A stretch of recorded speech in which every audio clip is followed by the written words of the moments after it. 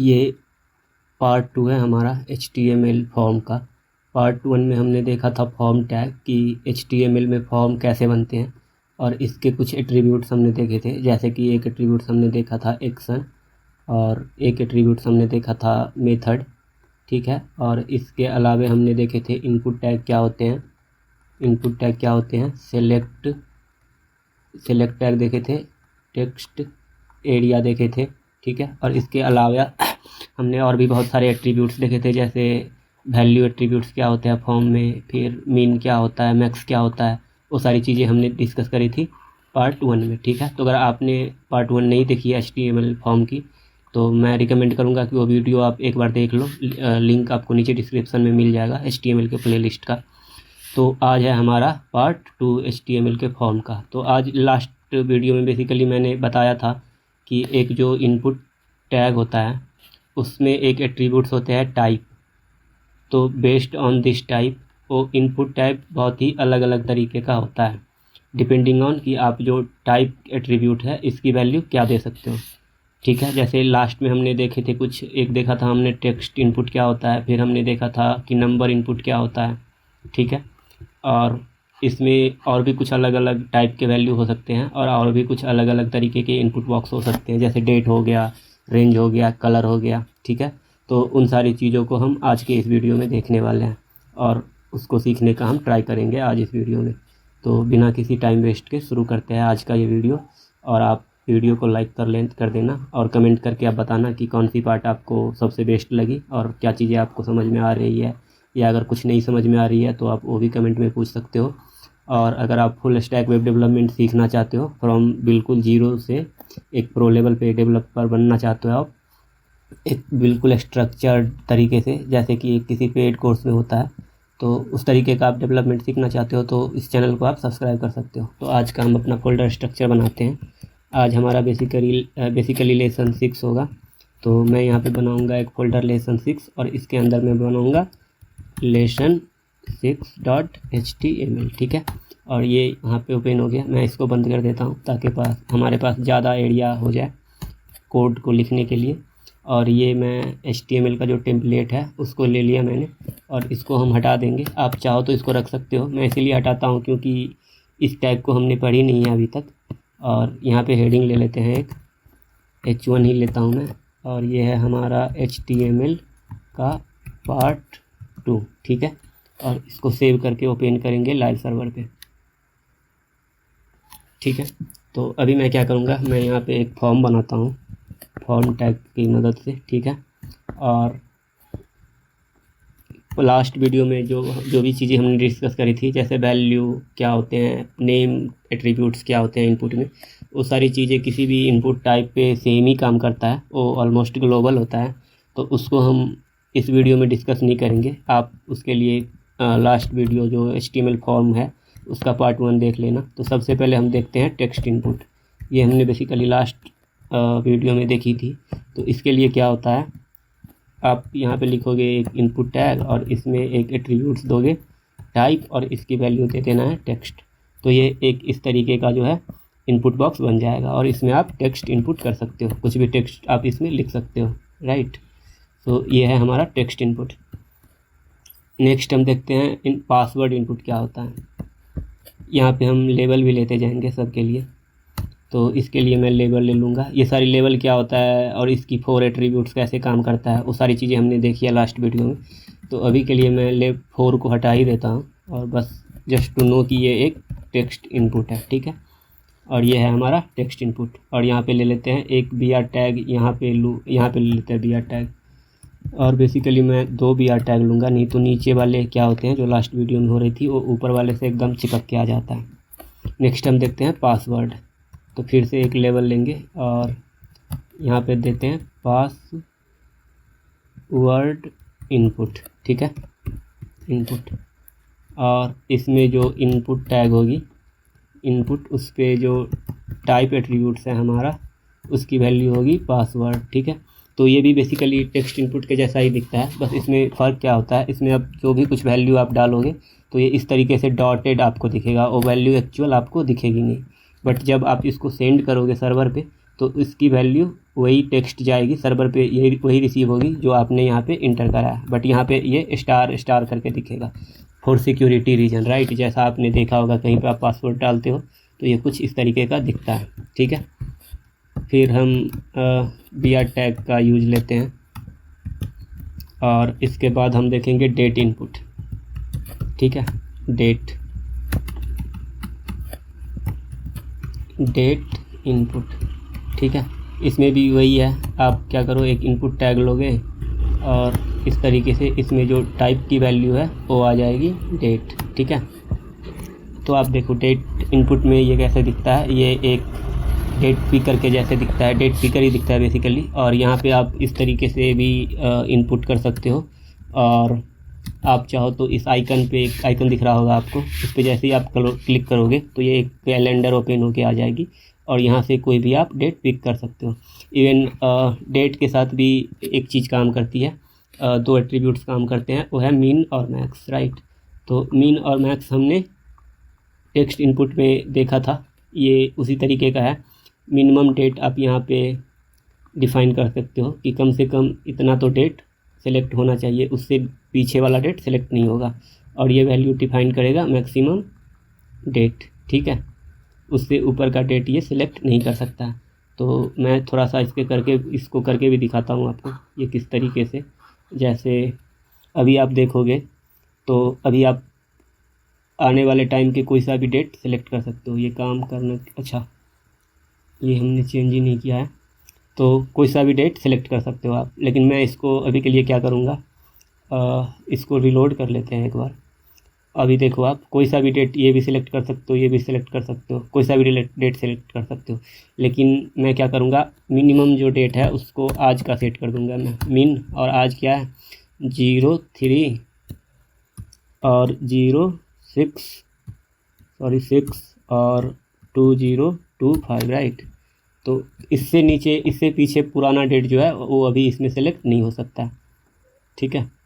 ये हो गया, लेकिन इसको क्या करते हैं, इसको इस तरीके से करते हैं एक बार जावास्क्रिप्ट के थ्रू से। इसको हम डिटेल में और देखेंगे जावास्क्रिप्ट में डेट और ये सारी चीज़ें। न्यू डेट मैं लूँगा यहाँ पे, आई डोंट नो ये काम करेगा नहीं करेगा, कर तो जाना चाहिए, नहीं कर रहा है, बट ये इस तरीके से काम करता है डेट पे। कैप्स लॉक ऑन कर दिया मैंने। ये मे बी ये जो फॉर्मेट है हमारा, एक बार इसको DT है तो ये काम तो ऐसा ही करना चाहिए। अगर इस तरीके से दे एक बार 6 और ये 3 है हमारा और 2025, राइट। अभी सेलेक्ट करने का ट्राई करते हैं, तो अभी तो ये काम कर रहा है। तो इसको हम आगे किसी वीडियो में क्लियर करेंगे कि मिनिमम और मैक्सिमम डेट किस तरीके से डिफ़ाइन करते हैं। और मैं तो क्या करता हूँ, जब भी आप इस तरीके के किसी इशू को फेस करो ना, तो आप सर्च कर सकते हो कि ये पर्टिकुलर चीज़ें कैसे काम करती है। मीन डेट HTML सर्च करते हैं, मैं देखता हूँ ज़रा किस तरीके से ये काम करता है। अच्छा, इसका जो फॉर्मेट होता है पहले ईयर है और फिर आई गेस मंथ होगा एंड देन डे होगी। तो कुछ इस तरीके से हम करने का ट्राई करते हैं। तो पहले हमारा ये ईयर हो गया, अभी होगी मंथ और फिर होगी डेट, ठीक है। अब देखते हैं, हाँ अभी देखोगे आप तो ये इसकी जो ओपेसिटी है वो डाउन हो गई है और मैं इस पर अभी क्लिक नहीं कर पाऊँगा। अभी देखो आप इसकी कलर देखो, और इस पर जब मैं कर्सर लेके जा रहा हूँ तब देखो, और इस पर भी देखो, ठीक है। और इसको अभी एक मैक्सिमम, अभी देखो आप 20 पे होवर हो रहा है और ये ग्रीन हो रहा है। और इसमें जो मैक्सिमम डेट है वो मैं 20 सेट कर दूँगा इस महीने का और इस साल का। तो क्या होगा ये 2025 और 06 और 20, ठीक है। तो अभी देखो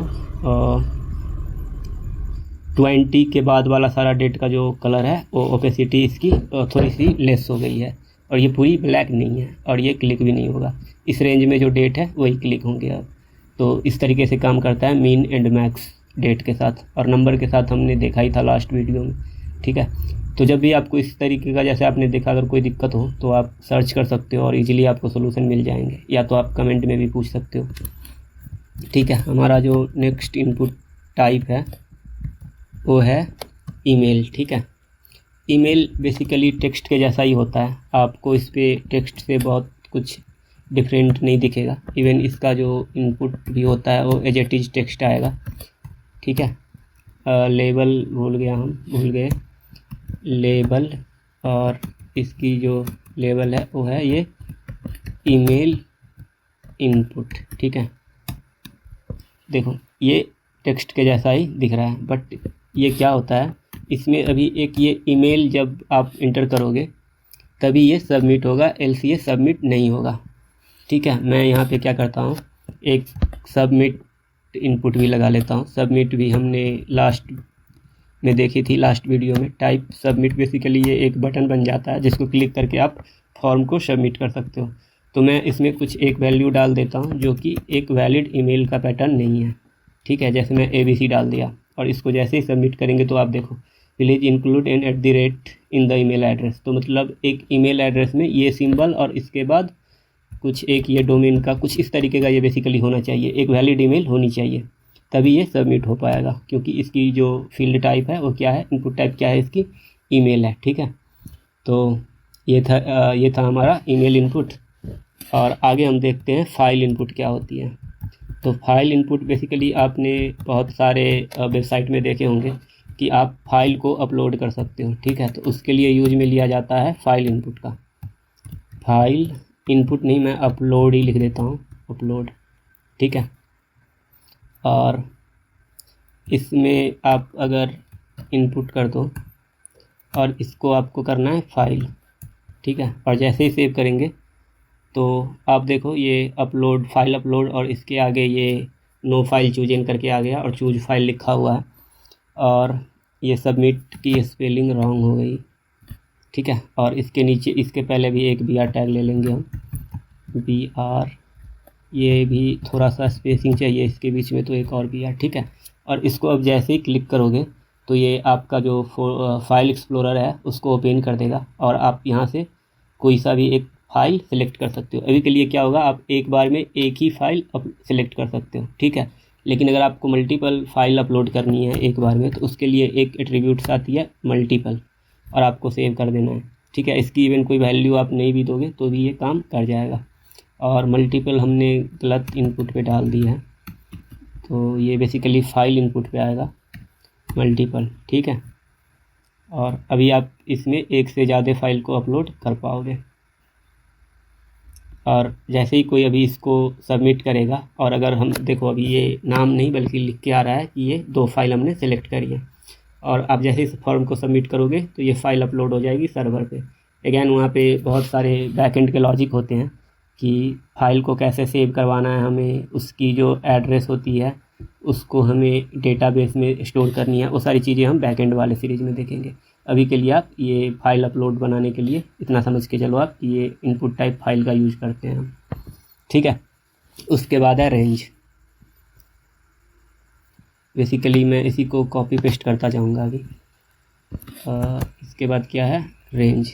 एक BR टैग लगाना हम भूल गए, बार बार ही भूल जाते हैं, और आई गेस यहाँ पे BR लगा हुआ है नीचे, तो ये काम कर जाना चाहिए, और यहाँ पे चाहिए हमें BR। ठीक है, इस तरीके से अभी ये जो है हम रेंज देखने वाले हैं कि क्या है। रेंज बेसिकली जो हमने लास्ट टाइम में नंबर इनपुट देखी थी उसी के जैसा होता है, लेकिन उसमें नंबर को ही बेसिकली इनपुट किया जाता है, लेकिन उसमें आपको टेक्स्ट इनपुट बॉक्स नहीं दिखेगा, ये इस तरीके का स्लाइडर मिलेगा आपको। ठीक है, और इस स्लाइडर की मदद से आप नंबर को सिलेक्ट कर सकते हो। बट इसमें ये कैसे पता लगेगा कि जब ये बिल्कुल यहाँ पे हो तो वैल्यू कितनी हो, और यहाँ पे हो तो वैल्यू कितनी हो। तो उसके लिए अगेन हमारे पास इसमें भी मिन, और यहाँ पे जो वैल्यू होती है वो मैक्स। मान लो अगर मैंने मिन डाली है 10 और मैक्स डाली है 100। ठीक है, तो जब ये बिल्कुल यहाँ पे होगी तो इसकी वैल्यू होगी 10, और जब ये बिल्कुल यहाँ तक हम इसको स्लाइड कर देते हैं यहाँ तक, तो इसकी वैल्यू होगी 100, और इसके बीच में अगर ये कहीं पे है तो उसकी वैल्यू अगेन ये कहाँ से 10 से 100 के बीच में कहीं पे भी होगी, डिपेंडिंग ऑन कि हमने कितनी स्लाइडर कितने स्लाइड कर रखे हैं, ठीक है। और इवन इस पे भी होता है, एक होता है स्टेप, ठीक है। स्टेप डिफाइन करता है कि ये एक बार में कितना स्टेप इंक्रीज होगा या डिक्रीज होगा, ठीक है। जैसे मैं अभी आपको करके दिखाता हूँ, 1 मिनट। सेम इसी तरीके से वही वैल्यू मैं ले लूँगा यहाँ पे। एक तो मैं ले लूँगा मीन, और जो है हमारा 10, और एक है मैक्स जो है हमारा 100, ठीक है। तो इस तरीके से देखो, अभी मैं इसको इस तरीके से स्लाइड कर पा रहा हूँ, ये बहुत ही स्मूथ हो रहा है। लेकिन अभी मैं क्या करूँगा, इस पर डाल दूँगा स्टेप 10। स्टेप जो है इसमें ये होगा 10 का, ठीक है। तो अभी ये एक बार में 10 बढ़ेगा, ये बहुत स्पीड नहीं है, स्मूथ नहीं है पहले जैसा, ठीक है।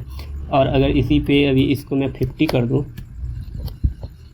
तो अभी आप देखो ये सीधा यहाँ से यहाँ, फिर मिड में और फिर लास्ट में हो जाएगा ये, ठीक है। क्योंकि ये एक बार में 50 इंक्रीज और 50 डिक्रीज कर रहा है, ठीक है। इस तरीके से जैसे 40 कर देते हैं, तो ये अभी 40 के हिसाब से ये 1 या 2 बार ही स्लाइड करेगा, ठीक है। इस तरीके से ये होता है हमारा level range input. Sorry, number हमने देखा ही था कल, बट अगैन फिर से हम देखते हैं एक बार नंबर भी। बेसिकली मैं यहाँ पे बस एक्सप्लेन नहीं करूँगा बहुत इसको, आप कल वाला वीडियो देख ले लेना नंबर को समझने के लिए, ठीक है। और अगर आपको पहले से आती है तो बहुत बढ़िया बात है। गला ख़राब हो रखा है क्या पता नहीं। नंबर इनपुट, और यहाँ पे जो हम इसकी वैल्यू देते हैं, सॉरी बेसिकली यहाँ पे करना है हमें नंबर इनपुट।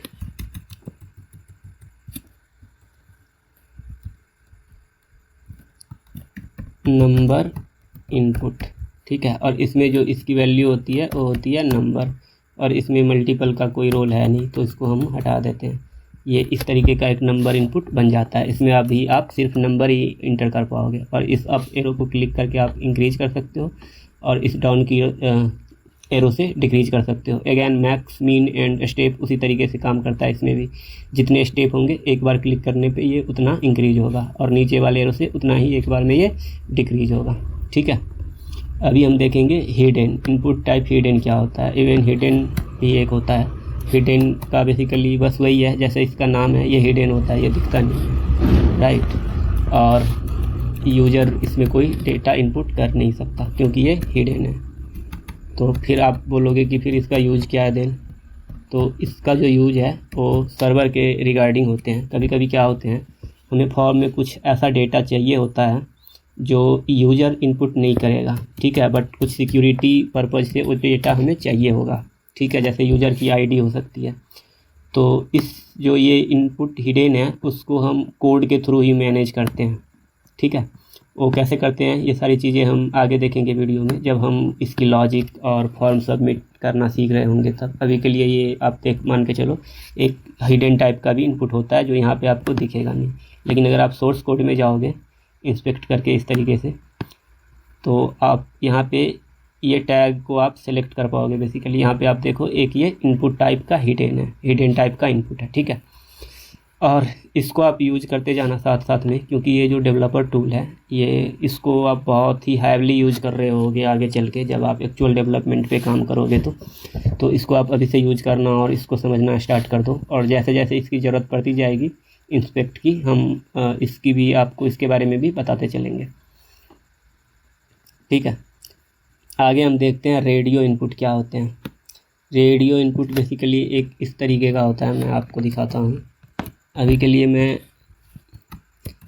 रेडियो इनपुट ले लेते हैं, यहाँ पे रेडियो इनपुट, ठीक है। और मैं पैरेंथेसिस में लिखूँगा जेंडर, में भी आप जेंडर का इनपुट, जेंडर क्या है वो आपके फॉर्म में फील्ड है, और यहाँ पे आपको जो अभी वैल्यू देनी है रेडियो, ठीक है।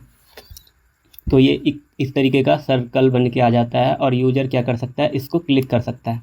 लेकिन रेडियो कभी भी अकेला नहीं होता, ये हमेशा ग्रुप में होता है। जैसे अभी जेंडर के लिए आप पूछ रहे हो, तो यहाँ पे 2 या 2 से अधिक वैल्यू होंगे। जैसे एक तो हो सकता है मेल, एक हो सकता है फीमेल, राइट, और एक कुछ और भी हो सकता है, ट्रांस हो सकता है, या तो प्रेफर नोट टू से इसका भी हो सकता है, राइट। तो इसके लिए हम क्या करते हैं, एक तो हो जाएगा हमारा मेल, ठीक है, मेल और एक हो जाएगा हमारा फीमेल। तो एक और इनपुट हमें लेना होगा बेसिकली, और ये जो है ये हो जाएगी फीमेल के लिए, ठीक है, फीमेल। ओके, बट अभी क्या होगा, अभी आप देखो मैं इसको भी चेक कर पा रहा हूँ, इसको भी चेक कर पा रहा हूँ, तो कोई तो मेल या फीमेल दोनों नहीं हो सकता है। तो आइडियली क्या होना चाहिए, दोनों में से कोई एक चेक होना चाहिए। तो इसी के लिए रेडियो का यूज हम करते हैं, रेडियो बटन का, कि मल्टीपल वैल्यू से कोई एक सेलेक्ट हो पाए, ठीक है। तो इसको वर्किंग करने के लिए जो नेम एट्रीब्यूट्स हमने देखी थी कल, वो होनी चाहिए दोनों पे, और दोनों का जो नेम एट्रीब्यूट्स है वो सेम होना चाहिए। तो जितने भी रेडियो बटन इनपुट का नेम एट्रीब्यूट सेम होगा, उतने में से आप किसी एक को ही चेक कर पाओगे, ठीक है। जैसे मैंने इसको चेक कर दिया, अभी इसको चेक करेंगे तो ये अनचेक हो जाएगा, ठीक है। और बाय डिफ़ॉल्ट जैसे आप देख पा रहे हो, दोनों में से कोई भी चेक नहीं है। तो अगर चाहते हो कि बाय डिफ़ॉल्ट जैसे कोई एक चेक होके आए, मैं चाहता हूँ अभी के लिए जो मेल वाला है वो बाय डिफ़ॉल्ट चेक रहे, तो यहाँ पे एक एट्रीब्यूट्स आपको डालनी है चेक्ड, ठीक है। अगेन इसकी कोई वैल्यू आप नहीं भी दोगे तो ये काम कर जाएगा, और इस पे जैसे ही आप क्लिक करोगे तो ये अनचेक हो जाएगा। और अगेन इसमें भी हम ये इसको अभी आप सिलेक्ट करो, और इसको जो अभी आप सबमिट करोगे तो ये मेल नहीं जाएगा सर्वर पे, क्योंकि ये मेल इनपुट से अलग है, बिल्कुल ही अलग है। तो उसके लिए अगेन हम यहाँ पे यूज में लेते हैं वैल्यू एट्रीब्यूट्स का, ठीक है। इस वैल्यू में आप जो डाल दोगे वो सर्वर पे जाएगा, अगर ये वाला इनपुट सेलेक्ट हो तो। उसी तरीके से हम दूसरे में भी वैल्यू डाल देंगे, ठीक है। यहाँ पे भी हम वैल्यू डाल देंगे। तो अगर ये सिलेक्ट हो तो फीमेल जाएगा, और पहला वाला अगर सेलेक्ट हो तो सर्वर पे कौन सी वैल्यू जाएगी, मेल जाएगी। ये इस तरीके से काम करता है। अगेन हमने वैल्यू को अच्छे से समझा है फर्स्ट पार्ट में, तो अभी के लिए मैं बस इतना ही रखता हूँ इस वीडियो में, ताकि हम सेम चीज़ को बार बार डिस्कस नहीं कर रहे हो। अभी हम देखेंगे check box. Check box basically इसी के जैसे काम करता है, जो रेडियो बटन है हमारा उसके जैसा ही काम करता है, लेकिन एक डिफरेंट क्या होता है, इन रेडियो इनपुट में आपने देखा कि मल्टीपल ऑप्शन में से कोई एक सेलेक्ट हो सकता है, लेकिन चेक बॉक्स में क्या होता है, आप चाहो तो सारा ही ऑप्शन सेलेक्ट कर सकते हो, ठीक है। तो चेक बॉक्स का यूज़ हम तब करते हैं जब हमें कोई ऐसी इनपुट लेनी हो जहाँ पे एक से ज़्यादा ऑप्शन यूज़र में भी सिलेक्ट करें, राइट। जैसे लैंग्वेज नॉन की आप कौन कौन से लैंग्वेज जानते हो, ठीक है। तो ये में भी कोई यूज़र 2 लैंग्वेज जानेगा, कोई 3 बोल पा रहा है, कोई सारा ही बोल पा रहा है। अभी के लिए रखते हैं इसको हिंदी, ठीक है। और ये जो है इसको मैं निकाल देता हूँ अभी के लिए, इसमें वैल्यू का कोई बहुत रोल है नहीं, ठीक है। मैं समझाता हूँ इसमें कैसे काम करता है। और ये है हमारा लैंग्वेज, और ये अभी रेडियो नहीं है, ये है हमारा चेक बॉक्स, ठीक है। ठीक इसी तरीके से दूसरे में भी मैं चेंजेस कर लेता हूँ। ये है हमारा इंग्लिश, ठीक है। और ये इसकी भी वैल्यू क्या होगी, चेक बॉक्स, तभी ये एक साथ में दोनों चेकड हो पाएंगे। और ये भी है हमारा लैंग्वेज, ठीक है। और इसकी वैल्यू हम कर देते हैं अभी के लिए ENG। इस तरीके से आप देखो ये इसमें चेक्ड है तो ये चेक होके इस पर भी ये चेक काम करता है। अगर चाहते हो आप कोई बाय डिफ़ॉल्ट चेक होके आए, अभी आप देखो ये भी चेक है, और मैं साथ में इसको भी चेक करके रख सकता हूँ। तो इसमें जो वैल्यू जाती है सर्वर पे, तो ये कुछ इस तरीके से जाएगी। अगर दोनों चेक हैं तो इसके लिए वैल्यू जाएगी ट्रू या फॉल्स में, ठीक है, ट्रू और फॉल्स में। अगर चेक्ड है, यूज़र ने टिक कर रखा है तो ये जाएगी ट्रू, और यूज़र ने टिक नहीं करी है तो ये जाएगी फॉल्स, ठीक है। अगेन ये ट्रू और फॉल्स किस तरीके से काम करते हैं इसको हम डिटेल में समझेंगे जावा स्क्रिप्ट के प्ले लिस्ट में। ट्रू जा रही है मतलब यूज़र ने टिक करी है, और सर्वर पे फॉल्स जा रही है मतलब यूज़र ने टिक नहीं करी है। ये इस तरीके से काम करता है, ठीक है। और उसके बाद हम एक और इनपुट टैग देखते हैं। एक और तरीके का इनपुट है हमारा, उसको हम बोलते हैं कलर। बेसिकली कलर क्या करता है, आप कलर पिक कर सकते हो।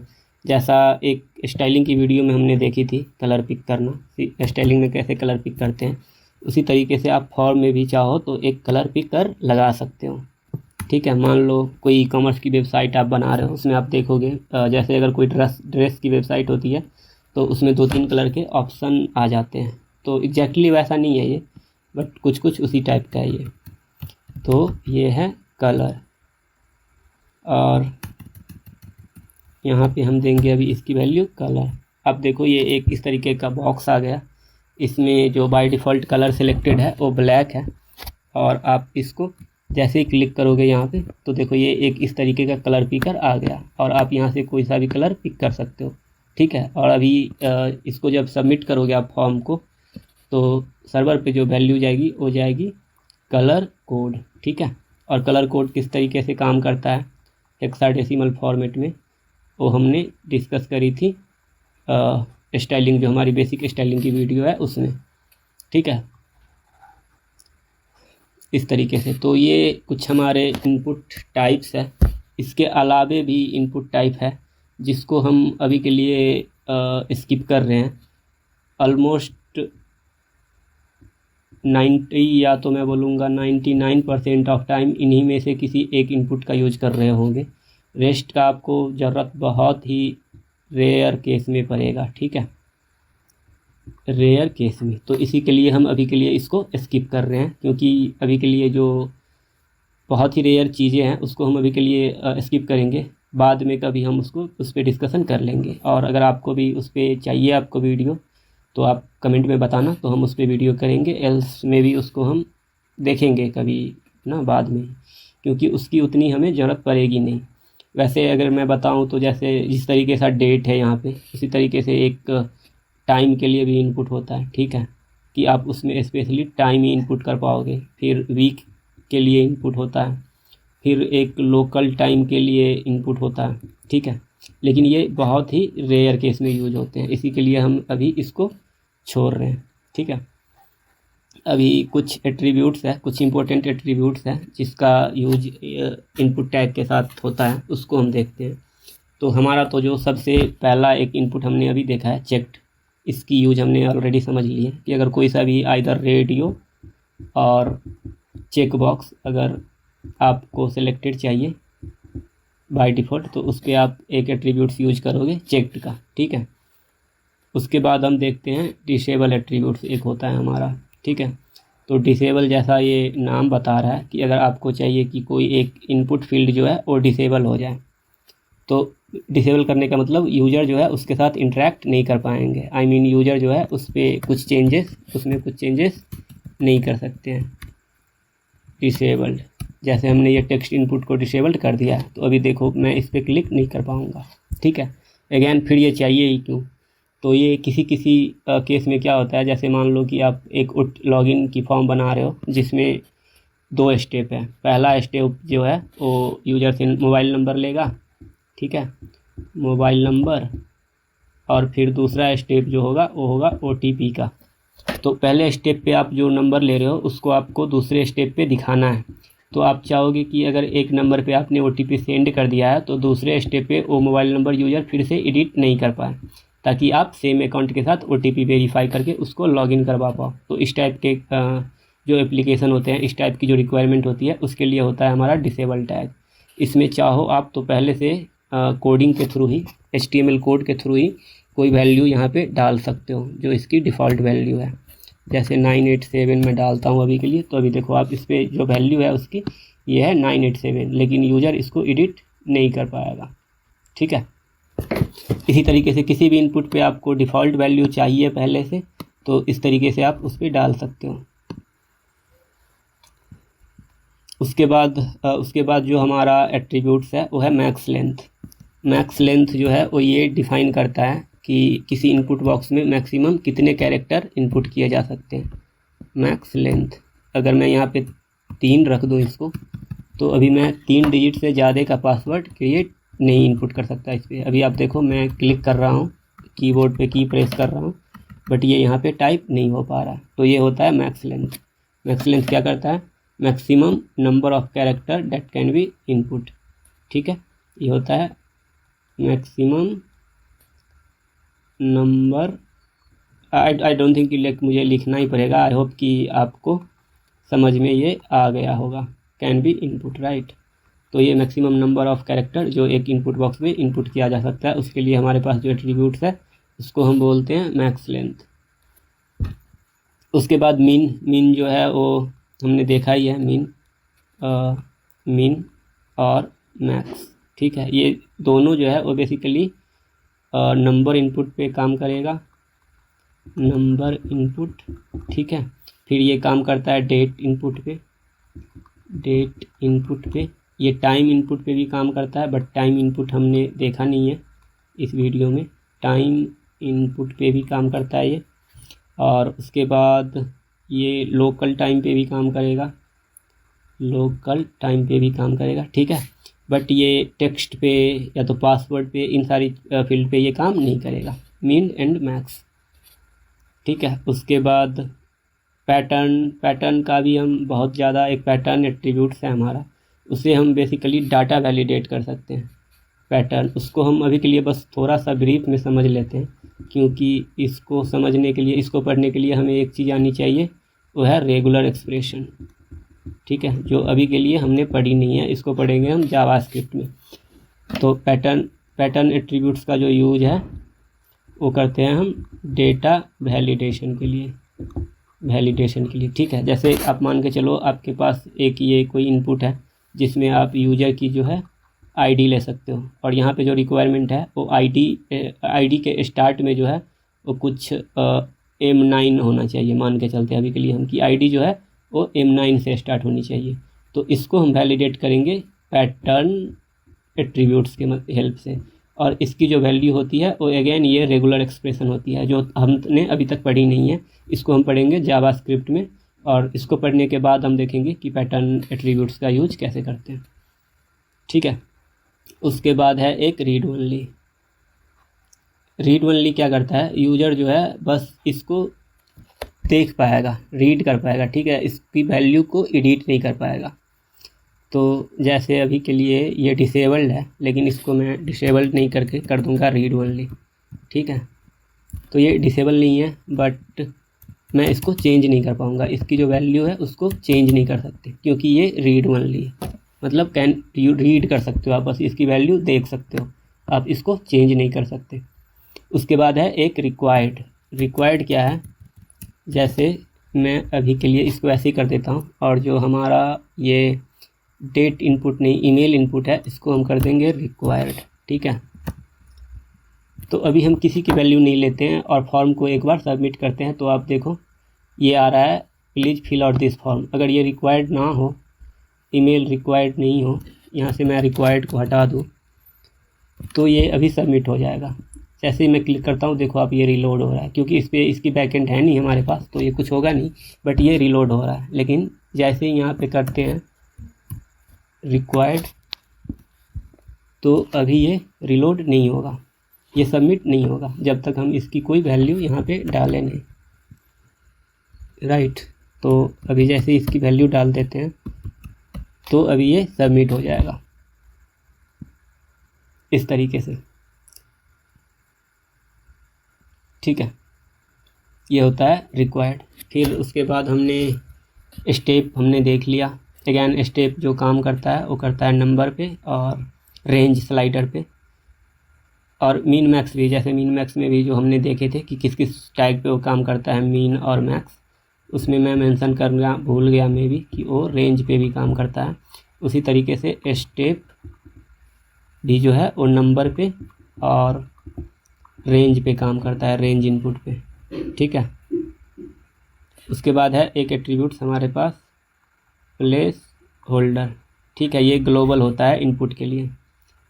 इसको हम फॉर्म के अंदर जितने भी टाइप के हमारे इनपुट है, रेडियो और चेकबॉक्स को छोड़ के, रेडियो और चेकबॉक्स में भी, ये चेकबॉक्स पे भी देखते हैं, इसकी मुझे याद है नहीं बेसिकली चेकबॉक्स पे कैसा आउटपुट आएगा इसका। तो प्लेस होल्डर क्या करता है, जैसे आप कई फॉर्म में देखे होंगे कि इसके अंदर ही ये जो फील्ड है, इसके अंदर ही कुछ ऐसा लिख के आता है, इंटर योर ईमेल, ठीक है। और आप जैसे ही टाइप करना स्टार्ट करोगे, ये टेक्स्ट यहाँ से हट जाएगा। तो उसको हम बेसिकली वो यूज़र को गाइड करने के लिए होता है कि इसमें क्या वैल्यू आएगी।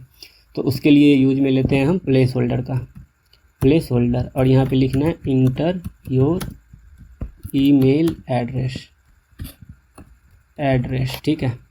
तो आप देखो यहाँ पे एक ये बहुत ही लाइट टेक्स्ट में लिख के आ गया इंटर योर ईमेल एड्रेस, लेकिन जैसे ही आप टाइप करना स्टार्ट करोगे ये टेक्स्ट चला जाएगा। तो ये कुछ प्लेस होल्डर थे जिसका यूज हम करते हैं इनपुट टैग के साथ।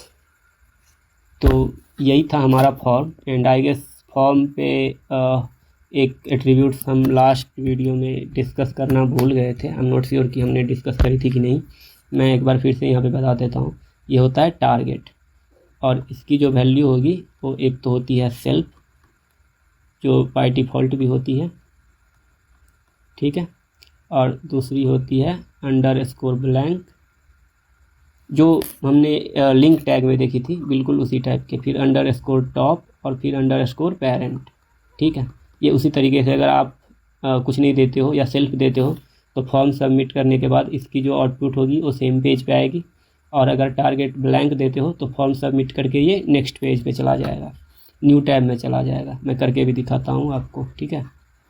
तो इसकी जो अभी के लिए मैं दे देता हूँ अंडरस्कोर ब्लैंक, ठीक है। अभी जैसे ही इस फॉर्म को हम सबमिट करेंगे तो आप इसकी हमें वैल्यू कुछ देनी पड़ेगी, क्योंकि इस पर हमने रिक्वायर्ड कर रखी है इसको। तो abc@gmail.com। तो जैसे अभी इसको सबमिट करेंगे तो आप देखो ये नए टैब में ओपन हो गया। ये था हमारा पहला टैब और इस टैब पे ये ओपन हो गया। अभी इसकी कोई आउटपुट नहीं आएगी, क्योंकि इसके लिए हमें बैकएंड भी यूज में लेना पड़ता है फॉर्म को सबमिट करवाने के लिए। तो यही था आज के इस वीडियो में। नेक्स्ट वीडियो में हम देखेंगे HTML में जो मीडिया देखेंगे हम मोस्ट प्रोबेबली, जैसे कि ऑडियो फाइल और वीडियो फाइल कैसे काम करता है HTML में, ठीक है। और आई गेस ऑलमोस्ट हमारा जो HTML है उसकी सिलेबस कंप्लीट होने वाली है आने वाले कुछ 3 और 4 वीडियो में, मे बी, या 5 भी हो सकता है मे बी। और HTML का जो प्रोजेक्ट है उसमें HTML में बहुत कुछ होता नहीं है बेसिकली प्रोजेक्ट करने के लिए। बस यही है, आपको ये सारी की सारी टैग जाननी है और इसकी जो एट्रीब्यूट्स होती है वो जाननी है। और एक हमने प्रोजेक्ट के बारे में बताया था पिछले किसी वीडियो में कि आप कुछ रेज्यूमे का डॉक्यूमेंट बना सकते हो, जिसमें आप अपना नाम ले सकते हो और अपनी थोड़ी बहुत डिस्क्रिप्शन लो, आपका जो एजुकेशन है उस वो लो, ठीक है। और उसमें आप ट्राई करो कि most of the tag use कर सकते हो, जैसे UL टैग का यूज़ कर सकते हो आप। आपकी जो एक्सपीरियंस है, आपकी जो गोल्स है, आपकी जो हॉबी है, वो सारी चीज़ें आप मेंशन कर सकते हो। इवन हमने बेसिक स्टाइलिंग भी देख ली है, राइट, बेसिक स्टाइलिंग भी हमने देखी है। तो आप इसका भी यूज उसमें जैसे हेडिंग का कलर, फ़ॉन्ट साइज, वो सारी चीज़ें आप कर सकते हो। इवन आप चाहो तो टॉप पे एक खुद की इमेज भी लगा सकते हो, तो ये आप कर सकते हो।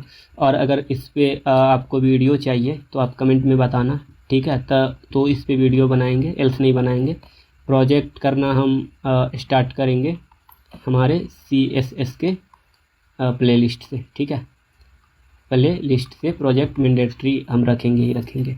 और इस रिज्यूमे के अलावा भी जैसे हमने फॉर्म के बारे में पढ़ी है, तो आपको एक लॉगिन का फॉर्म बनाने का ट्राई करो, ठीक है। लॉगिन का फॉर्म में बेसिकली फील्ड होगा एक यूज़र नेम या तो फिर ईमेल, ठीक है, और पासवर्ड, या तो अगर मोबाइल नंबर के साथ आप कर रहे हो तो OTP। इस तरीके से आप ट्राई करो बनाने का। और बहुत कुछ तो वैसे बनाया नहीं जा सकता HTML के मदद से, इस वजह से। तो आज की वीडियो में इतना ही। आप लाइक कर देना वीडियो को और चैनल को सब्सक्राइब कर लेना। मिलते हैं नेक्स्ट वीडियो में। Bye bye.